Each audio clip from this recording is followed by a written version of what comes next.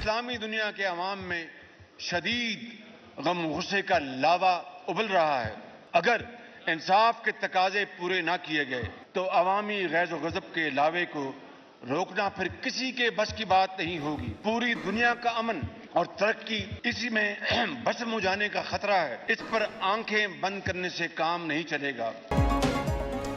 पाकिस्तान एक बार फिर मजलूम फलस्तीनियों के साथ खड़ा हो गया। हुकूमत इसराइली बर्बरियत का शिकार, जख्मियों का इलाज मुल्क में करने के लिए पुरज़्म। वज़ीर आज़म शहबाज शरीफ कहते हैं मुस्लिम ममालिक के अवाम का गुस्सा बढ़ रहा है, आंखें बंद करने से काम नहीं चलेगा। पूरी दुनिया बेहिसी का मुजाहिरा कर रही है। सेहूनी रियासत इंसानियत के खिलाफ जराइम की हर हद पार कर चुकी, एक न एक दिन जवाब देना पड़ेगा। तेहरान में इस्माइल हनिया की शहादत सफाकी का बदतरीन वाक़या है। शहादत फलस्तीनियों की आज़ादी के ख्वाब को मजीद जला बख्शेगी। हुकूमती इत्तेहादी जमात पीपल्स पार्टी का वज़ीर आज़म शहबाज शरीफ को मुज़ाकरात का मशवरा। राजा परवेज अशरफ ने कौमी असम्बली में खिताब करते हुए कहा, पहले अपने मुल्क को बचाएं, जब हम मुत्तहिद होंगे तब इसराइल हमसे डरेगा। हम सब मिलकर भी कमजोर हैं, इसराइल अकेला भी ताकतवर है। बैरिस्टर गौहर बोले, करारदादों से फलस्तीन कभी आज़ाद नहीं होगा। महमूद खान अचकज़ई का नेतन्याहू के खिलाफ कत्लेआम का मुकदमा करने का मुतालबा। मौलाना अब्दुल गफूर हैदरी ने कहा, इस्माइल हनिया ने जान दे दी लेकिन किसी जालिम जाबिर के सामने नहीं झुका।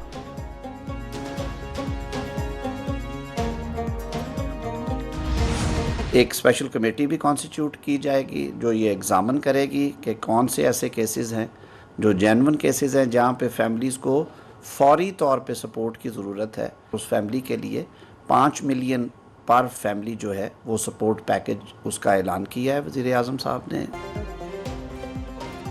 हुकूमत का गुमशुदा अफराद के खानदानों के दुख में शामिल होने का फैसला। लापता अफराद की माली आनत और ग्रांट देने का ऐलान।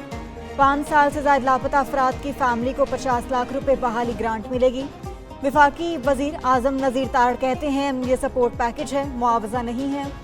लापता अफराद के हवाले से खुसूसी कमेटी बनाई जाएगी।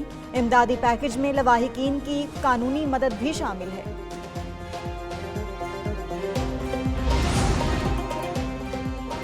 खैबर पख्तूनख्वा असम्बली अखाड़ा बन गया। इजलास के दौरान हंगामा आराई, अरकान एक दूसरे से गुत्थम गुत्था, नौबत गालम गलोच तक पहुंच गई। हंगामा आराई हुकूमती और अपोजिशन अरकान में तल्ख कलामी के बाइस हुई। बानी पीटीआई के खिलाफ रिमार्क्स पर हुकूमती अरकान आपे से बाहर हो गए।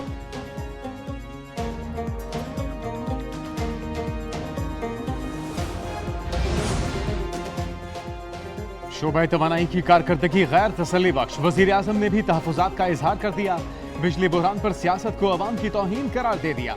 विफाकी काबीना इजलास से खिताब में बोले कि पावर सेक्टर और FBR सही ना हुए तो खुदा न खास्ता मुल्क की नाव डूब सकती है। जो धरने दे रहे हैं वो सियासत बराए सियासत कर रहे हैं।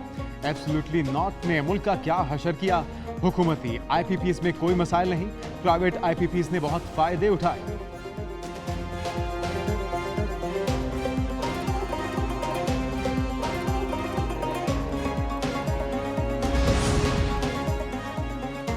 हुकूमती इत्तेहादियों ने भी IPPs के खिलाफ आवाज बुलंद कर दी। सूबाई वजीर सनत व तिजारत चौधरी शाफे हुसैन की साबिक विफाकी वजीर गौहर एजाज से मुलाकात। दोनों रहनुमाओं का IPPs के साथ मुआहिदों पर नजरसानी पर जोर। चौधरी शाफे हुसैन ने IPPs मुआहिदों को मईशत पर बोझ करार दे दिया। कहा कि मुल्क की मईशत को तबाही से बचाने के लिए मुआहिदों पर नजरसानी करना होगी। हमारे पास सूबे सिंध में थरपारकर में इतना कोयला मौजूद है कि हम पूरे पाकिस्तान की पावर नीड्स, हम पूरे पाकिस्तान की जो हमारे आबादगार हैं, फर्टिलाइजर की रिक्वायरमेंट, कोल टू डीजल अब एस्टैब्लिश टेक्नोलॉजी है, ये पूरी कर सकते हैं। मुल्क भर में महंगी बिजली का बहरान। सिंध ने विफाक को बिजली बनाने की ऑफर कर दी। वज़ीर आला सिंध मुराद अली शाह कहते हैं हमारे पास बिजली बहरान का हल मौजूद है। गैस सिंध हुकूमत को दे दें, पावर प्लांट खुद लगाएंगे। घर से पैदा होने वाली बिजली की लागत 15 रुपए फी यूनिट है। बिजली का टैरिफ ज्यादा होने से सनतें चलाना मुश्किल हो गया। बहुत जल्द सिंध में बिजली पैदा करने और तकसीम करने वाली कंपनी बनाने का ऐलान।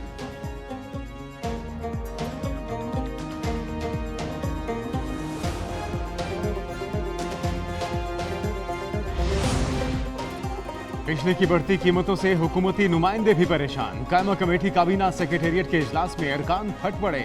कहा बिजली की कीमतें बढ़ने से लोग हमारा गिरेबान पकड़ रहे हैं। नेपरा फैसला करे सार्फिन का तहफ़्फ़ुज़ करना है या 40 खानदानों का। चेयरमैन नेपरा बोले, सरमायाकार को एतमाद में लिए बगैर माशी इस्तेहकाम नहीं आएगा। आवाम को बिजली का यूनिट 80 रुपए में पड़ रहा है।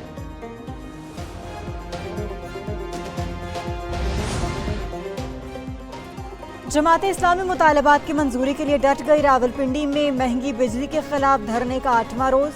हुकूमती कमेटी और जमात इस्लामी के दरमियान मुज़ाकरात में पेशरफ्त। पंजाब हुकूमत का वफाकी हुकूमत की सिफारिश पर गिरफ्तार रहनुमाओं और कारकुनों को रिहा करने का फैसला। लियाकत बलोच कहते हैं, हुकूमत ने मुतालबात ना माने तो घाटे में रहेगी।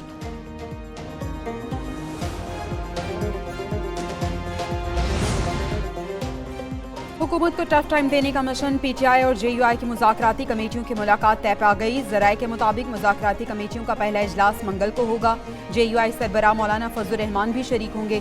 दोनों जमातों की जानिब से 5-5 रुकनी कमेटियां तश्कील दी गई हैं।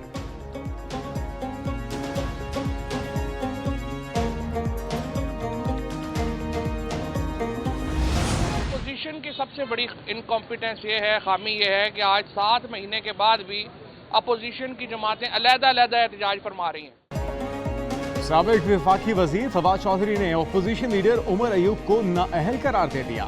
इंसदादी दहशतगर्दी अदालत लाहौर के बाहर मीडिया से गुफ्तगू बोले, ये 7 माह बाद भी अलहदा एहतजाज कर रहे हैं।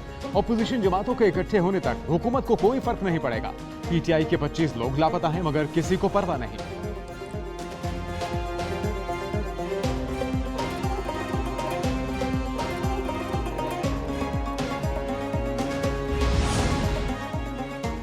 पीटीआई के रहनुमाओं की हिम्मत जवाब देने लगी। बानी की रिहाई के लिए लगाए भूख हड़ताली कैंप में वीरानी के डेरे। दिन भर चंद अरकान कैंप में मौजूद रहे। सनम जावेद की भी धरने में आमद। पार्लियामेंट की सिक्योरिटी ने उठा दिया मौक़िफ़ अपनाया। किसी बाहर के शख्स को धरने में बैठने की इजाज़त नहीं।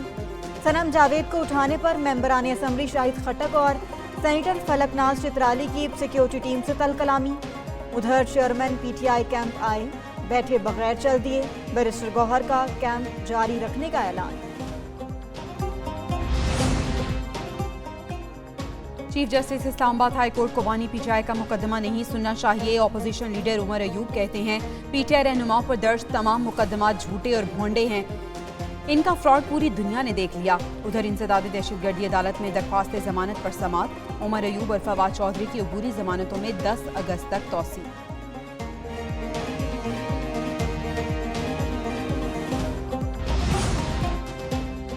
एक के बाद एक केस में रिमांड। तर्जुमान पीटीआई रऊफ हसन की मुश्किलात कम न हो सकी। बारूदी मवाद केस में 1 रोजा जिस्मानी रिमांड मंजूर, सीटीडी के हवाले कर दिया। प्रोसिक्यूटर राजा नवीद ने रऊफ हसन के 7 रोजा जिस्मानी रिमांड की इस्तदा की। रऊफ हसन को कल दोबारा इंसदादी दहशतगर्दी अदालत में पेश किया जाएगा।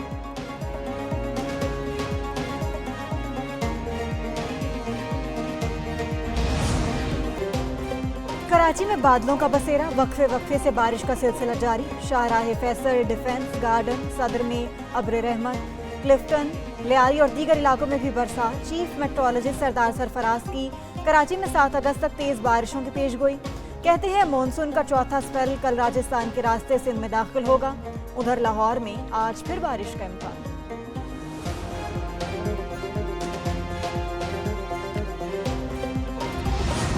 शहीद हो गए।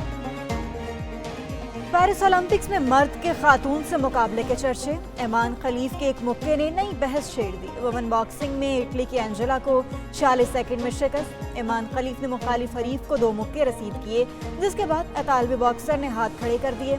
मुकाबले के बाद फाते खिलाड़ी की जिन्स पर सवालात उठ रहे हैं। दूसरी जानिब आयरिश बॉक्सर भी मैदान में आ गई। कहती हैं कि ईमान खलीफ से नफरत का इजहार काबिल मजम्मत है। वो माजी में 9 खवातीन बॉक्सर से मुकाबले हार चुकी हैं।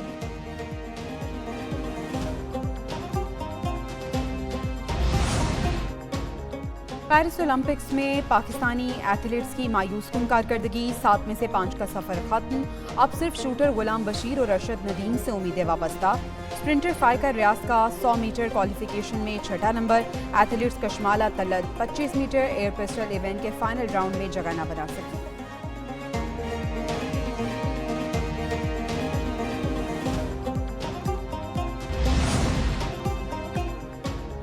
और चीन पेरिस ओलंपिक्स में सबसे आगे। 12 गोल्ड, 7 सिल्वर और 7 ब्रॉन्ज मेडल जीत लिए। अमेरिका 9 गोल्ड, 17 सिल्वर और 14 ब्रॉन्ज मेडल के साथ दूसरे नंबर पर। बरतानिया के 900 तमगे, 8 सिल्वर और 8 ब्रॉन्ज मेडल्स के साथ तीसरा नंबर फ्रांस के 8 गोल्डर्स, 11 सिल्वर और 10 ब्रॉन्ज मेडल्स अपने नाम।